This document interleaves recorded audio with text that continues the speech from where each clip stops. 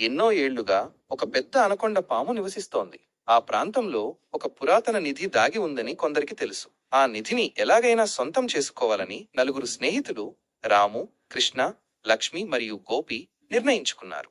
వాళ్ళంతా కలిసి అడవిలోకి ప్రవేశించారు.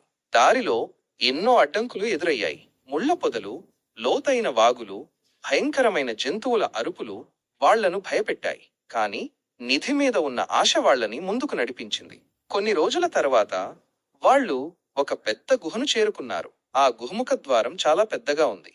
లోపల చీకటిగా, భయంకరంగా ఉంది. అక్కడే అనకొండ పాము ఉంటుందని వాళ్లకు తెలుసు. రాము కొంచెం భయపడుతూ, ఇక్కడే ఆ పాము ఉంటుంది, మనం చాలా జాగ్రత్తగా ఉండాలి అన్నాడు. కృష్ణ ధైర్యం చెబుతూ, భయపడకు రాము, మనం నలుగురం కలిసి ఉన్నాం, ఏదైనా ఎదురైనా ఎదుర్కొందాం అన్నాడు. లక్ష్మి తన వెంట తెచ్చుకున్న టార్చ్ లైట్ వెలిగించింది. ఆ వెలుతురులో వాళ్ళు మెల్లగా గుహలోకి అడుగుపెట్టారు. లోపల చాలా పెద్దగా ఉంది.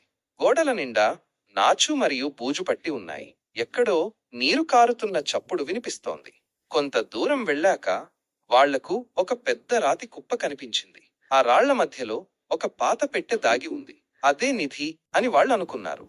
వాళ్ళు ఆ పెట్టె దగ్గరకు వెళ్లే ప్రయత్నంలో ఉండగా ఒక్కసారిగా పెద్ద శబ్దం వినిపించింది. నేల కంపించింది. వాళ్ళు భయంతో వెనక్కి తగ్గారు. అంతలో ఒక పెద్ద అనకొండ పాము బుసకొడుతూ వాళ్ల ముందుకు వచ్చింది. దాని కళ్ళు ఎర్రగా మెరుస్తున్నాయి. అది చాలా పెద్దగా, భయంకరంగా ఉంది. గోపి భయంతో వణికిపోతూ, ఇదే ఆ పాము, మనం చిక్కుకున్నాం అని కేక వేశాడు. రాము వెంటనే తన దగ్గరున్న కర్రను తీసుకుని పామును బెదిరించడానికి ప్రయత్నించాడు. కృష్ణ ఒక పెద్ద రాయిని ఎత్తి పాము మీద వేయడానికి సిద్ధమయ్యాడు. లక్ష్మి భయంతో ఏం చెయ్యాలో అర్థం కాక అలాగే నిలబడిపోయింది. అనకొండ ఒక్కసారిగా వాళ్ల మీదకు దూసుకొచ్చింది. రాము తన కర్రతో దాన్ని అడ్డుకోవడానికి ప్రయత్నించినా అది సాధ్యం కాలేదు. పాము తన శరీరాన్ని చుట్టి రామును గట్టిగా నొక్కడం మొదలుపెట్టింది. రాము నొప్పి భరించలేక కేకలు వేశాడు.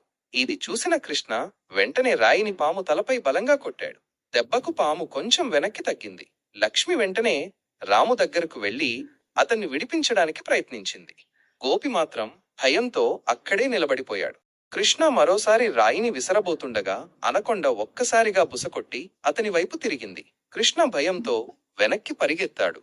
అప్పుడు లక్ష్మి ఒక ఉపాయం ఆలోచించింది. తన బ్యాగులో ఉన్న ఒక పెద్ద తాడును తీసి పాము మెడకు వేయడానికి ప్రయత్నించింది. కాని పాము చాలా బలంగా ఉండటంతో ఆమె ప్రయత్నం విఫలమైంది.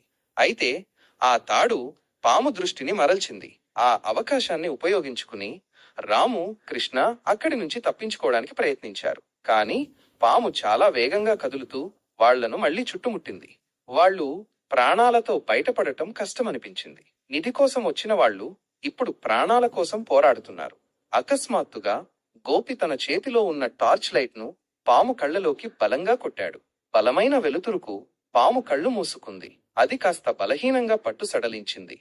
ఇదే సరైన సమయమని భావించిన రాము, కృష్ణ, లక్ష్మి వెంటనే అక్కడి నుంచి బయటకు పరిగెత్తారు.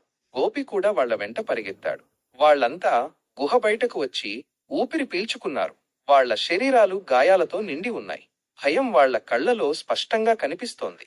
వెనక్కి తిరిగి గుహ వైపు చూశారు. ఆ నిధి అక్కడే ఉండిపోయింది. కాని వాళ్ళు ప్రాణాలతో బయటపడటమే గొప్ప విషయమని అనుకున్నారు. రాము నిట్టూర్పు విడుస్తూ, నిధి కంటే ప్రాణాలు ముఖ్యం, ఇకపై ఇలాంటి సాహసాలు చేయకూడదు అన్నాడు. కృష్ణ తల ఊపుతూ, నిజమే రాము, మనం చాలా ప్రమాదంలో పడ్డాం అన్నాడు.